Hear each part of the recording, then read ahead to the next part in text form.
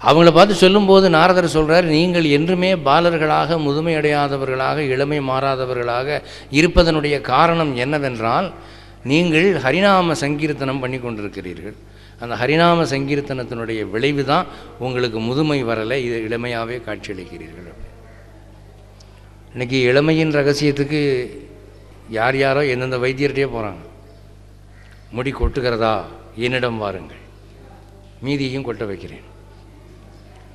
முதுமை வந்து விட்டதா, லேகியம் சாப்பிடுங்கள், மறுபடி குழந்தையாகி விடுவீர்கள், உளர ஆரம்பிச்சிருவீங்க.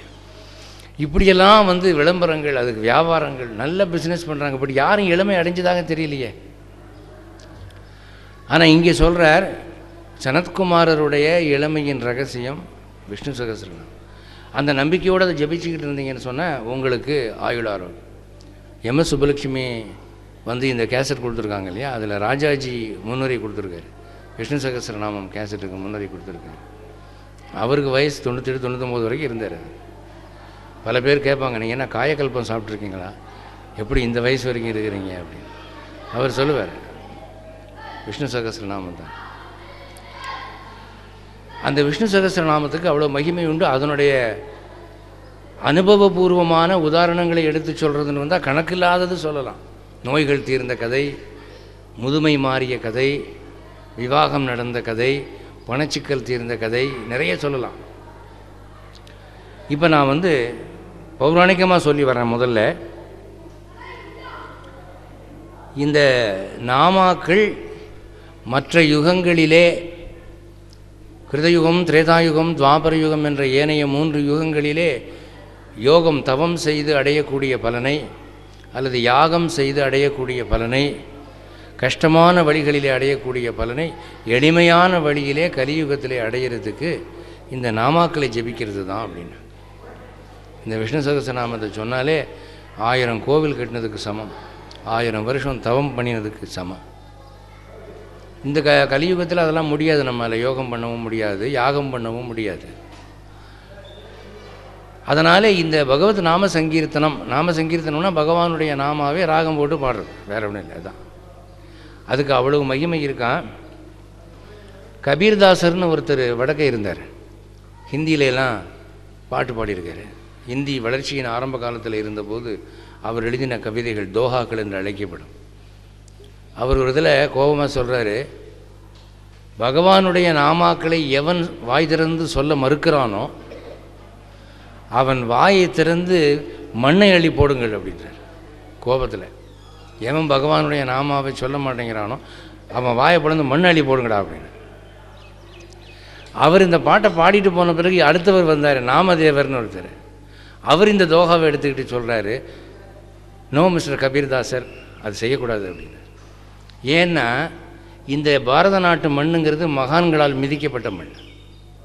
இந்த மண்ணை அள்ளி அந்த பாவி பைய வாயில் போட்டால் அதனாலே அவன் மோட்சம் போயிடுவான். அந்த மண்ணை அள்ளி போடக்கூடாது, விட்டுருங்க, அவன் சாவட்டும் அப்படின்னு அவர் சொல்கிறார். பகவானுடைய நாமாவை சொல்லாதவர்கள் மேலே அவர்கள் அவ்வளவு கோபம் அடைகிறார். நாம சங்கீர்த்தனம் இன்றைக்கும் நார்த் இந்தியாவில் அதிகம்.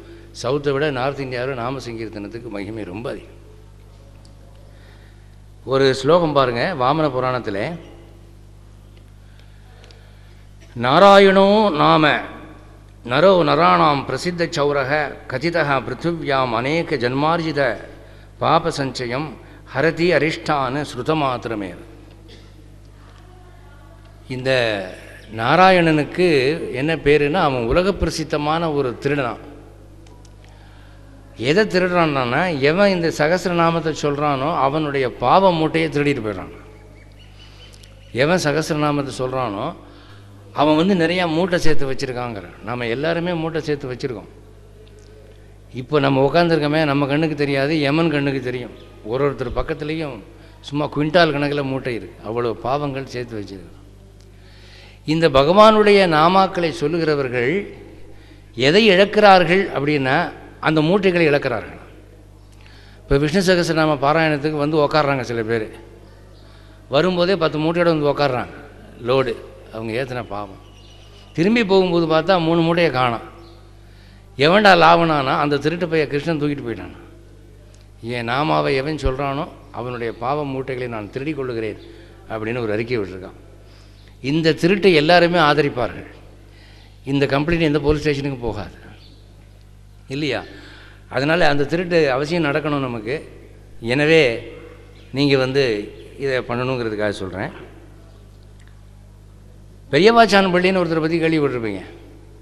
ஸ்ரீ வைஷ்ணவ சம்பிரதாயத்தில் கொஞ்சம் ஈடுபாடாக இருக்கிறவங்களுக்கு தெரியும், மற்றவங்களுக்கு தெரியாது. பெரியவாச்சான் பள்ளிங்கிறவர் ஒரு வியாக்கியான கர்த்தா, வியாக்கியான சக்கரவர்த்தின்னு அவருக்கு பேர்.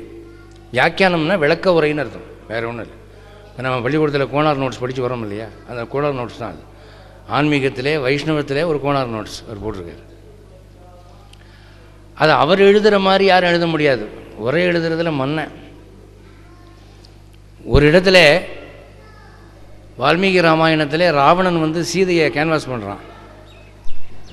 நீ வா, உன் புருஷன் ஒன்றுக்கு லாயக்கில்லாதவன், அவனுக்கு 2 கை தான், எனக்கு 20 கை, அவனுக்கு 1 தலை தான், எனக்கு 10 தலை, அவனுக்கு ராஜ்யம் இல்லை, காட்டில் அலையிறான், நான் லங்காதிபதி, இப்படிலாம் சொல்லி கேன்வாஸ் பண்ணுறான்.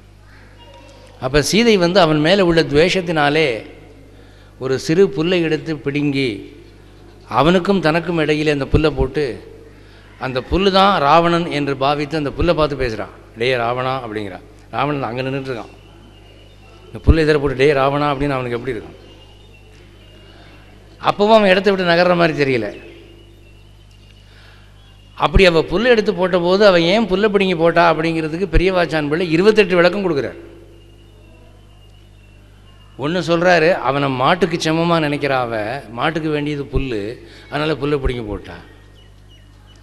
இன்னொன்று, புல்லை விட மோசமானவன் அல்பம் அவன், அதனால புல்லை பிடிங்கி போட்டான். இப்படி பலவிதமான விளக்கம் சொல்லுவார். அவர் உள்ளத்திலே அறிவிலே ஊற்றம் எடுக்கும் ஒரு விஷயத்துக்கு பல கண்ணோட்டங்களில் வியாக்கியானங்கள் எழுதுவார். அப்படிப்பட்ட ஒரு வியாக்கியான சக்கரவர்த்தி இந்த நாமத்தை பற்றி ஒரு வரி எழுதியிருக்கார்.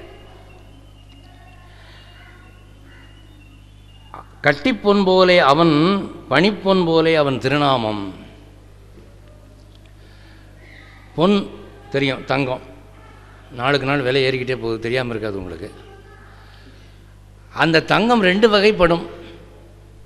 ஒன்று கட்டி தங்கம், நகை கடையில் நகை ஆகிறதுக்கு முன்னால் அதை ஒர்க் பண்ணுறாரு அந்த விஸ்வகர்மா, அவர் கட்டியாக தங்கத்தை வாங்கிட்டு வருவார். அதை அவங்க ப்ராசஸ் பண்ணி உருக்கி அதை நகையாக மாற்றுறாங்க இல்லையா, அது பனிப்பொன். பனினா வேலை, வேலை செய்கிறதுக்குரிய லாயக்கான நிலைமையை அதை அடைகிற போது பனிப்பொன். வேலை செய்கிறதுக்கு லாயக்கு இல்லாமல் அது பிஸ்கெட்டாக இருக்குது பார்த்தீங்களா, அது கட்டிப்பொன்.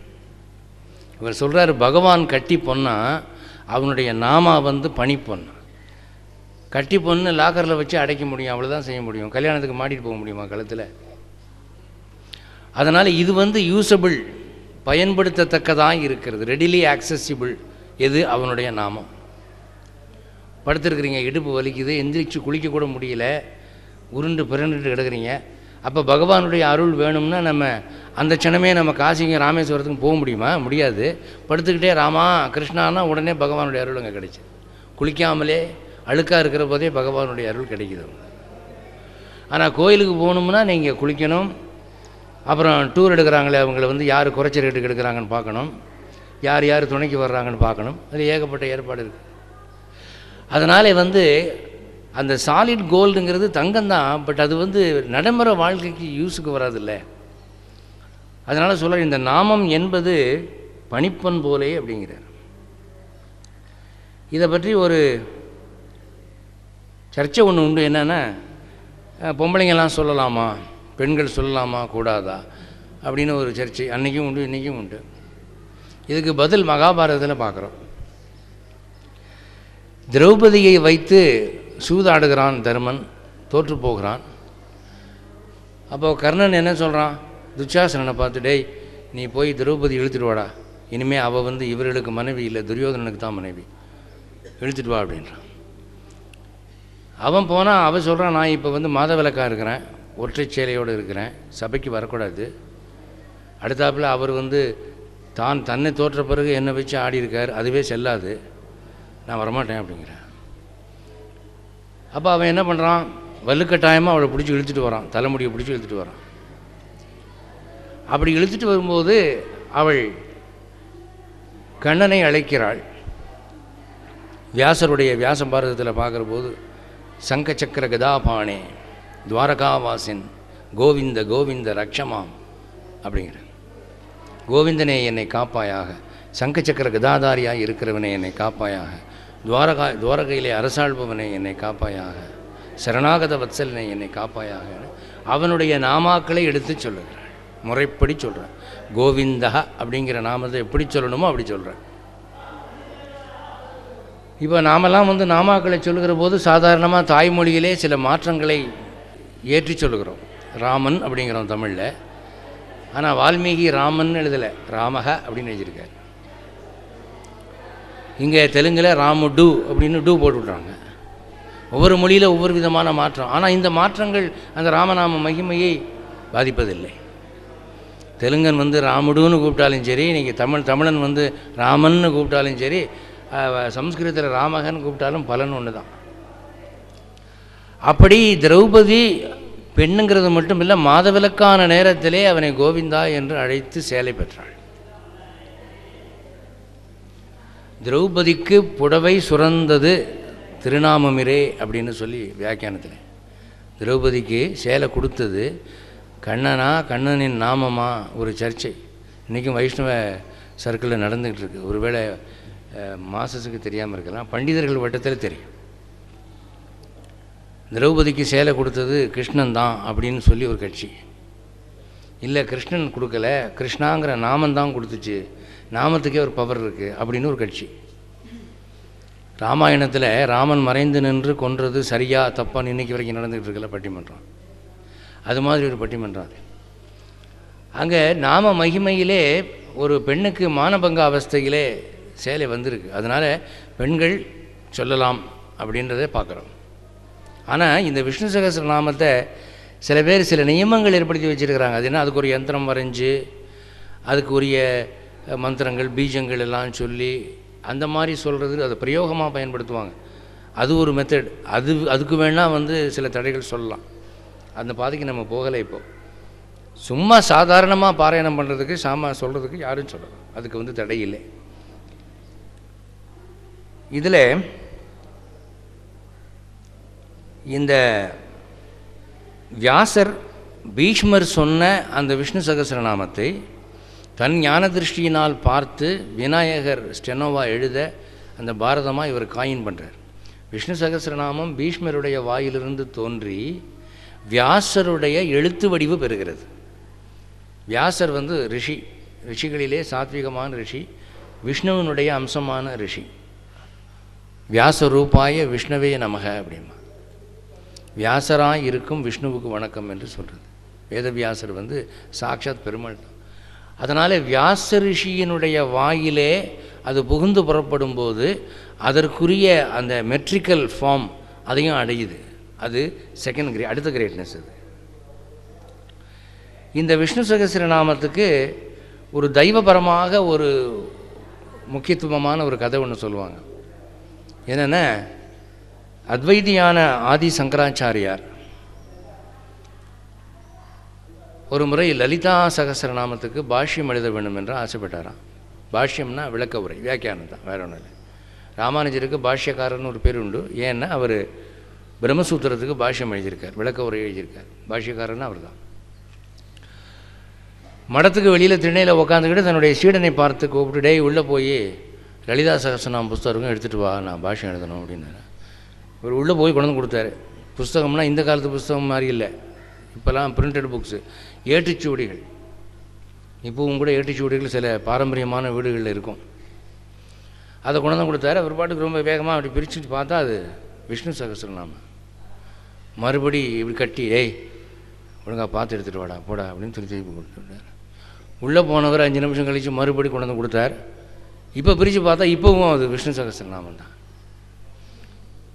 இவர் பார்த்தார், ஏன் டேய் என்ன நினச்சிட்டு இருக்கிற, ஒழுங்காக பிரித்து பார்த்து அது நான் சொல்கிற மாதிரி லலிதா சகஸ்ரநாமமானு பார்த்து எடுத்துகிட்டு வாடா அப்படின்னு கோபமாக மறைச்சார். கோபமாக பார்க்குறத பார்த்துட்டு பயந்து போய் உள்ளே போயிட்டு மறுபடி ரொம்ப அஞ்சு நடுங்கி அதே புக்கை கொண்டு வந்து கொடுத்தார், விஷ்ணு சகஸ்ரநாமம். இவர் சங்கரர் ஒன்றும் பேசலை, பார்த்தாரு. இவன் என்ன விளையாடுறானா நம்மக்கிட்ட அப்படின்னு. என்னடா அப்படின்னா, சுவாமி நீங்கள் கோபிக்கிறீங்க,